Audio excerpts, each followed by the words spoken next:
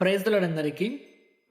ఈ యొక్క లోకపరంగా యవ్వనస్తులు ఎవరైనా సరే, అమ్మాయిలు అబ్బాయిలైనా సరే, అబ్బాయిలు అమ్మాయిలైనా సరే, ప్రేమించినప్పుడు వారు అనేకమైన ప్రమాణాలు చేస్తూ ఉంటారు.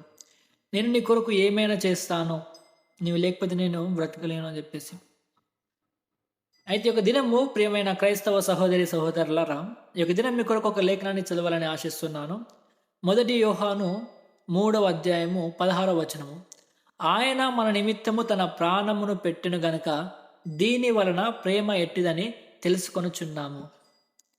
ఈ యొక్క లేఖనము క్లియర్ కట్గా మనకి సెలవిస్తుంది ఏంటంటే, ప్రభువైన యేసుక్రీస్తు మన కొరకు తన యొక్క ప్రాణమును పెట్టి ఉన్నాడు.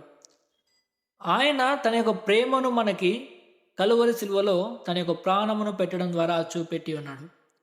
నీవు కూడా ఈ యొక్క లోకపరముగా అమ్మాయి వెనకాల కానీ అబ్బాయి వెనకాల కానీ నేను నీ కొరకు ఏమైనా చేస్తాను, మరణిస్తాను అని చెప్పేసి మాట్లాడుతున్నావా, ప్రమాణాలు చేస్తున్నావా? అయితే ఒక లేఖనాన్ని జ్ఞాపకం చేసుకో. ప్రభువైన యేసుక్రీస్తు నీ కొరకు మరణించి ఉన్నాడు.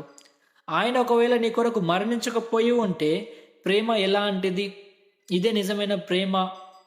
ఒకరి కోసం నేను మరణిస్తేనే ప్రేమ అని చెప్పేసి ఆ యొక్క ప్రేమ గురించి నువ్వు తెలుసుకునేవాడివి కాదు. కాబట్టి ఈ యొక్క లోకపరమైన ప్రేమ వెనుకల తిరగడము మానివేసి దేవుని కొరకు, దేవుని యొక్క ప్రేమను కనిపెడుతూ జీవించు. ఎందుకంటే ఆయన మన కొరకు ఈ యొక్క లోకానికి వచ్చి మన కొరకు ఆయన కలువరి సేవలో మరణించాడు. ఆయన మరణించడం ద్వారా మనకి ప్రేమ ఎలాంటిది అని చెప్పేసి మనము తెలుసుకున్నాము. Praise the Lord. ఆమేన్.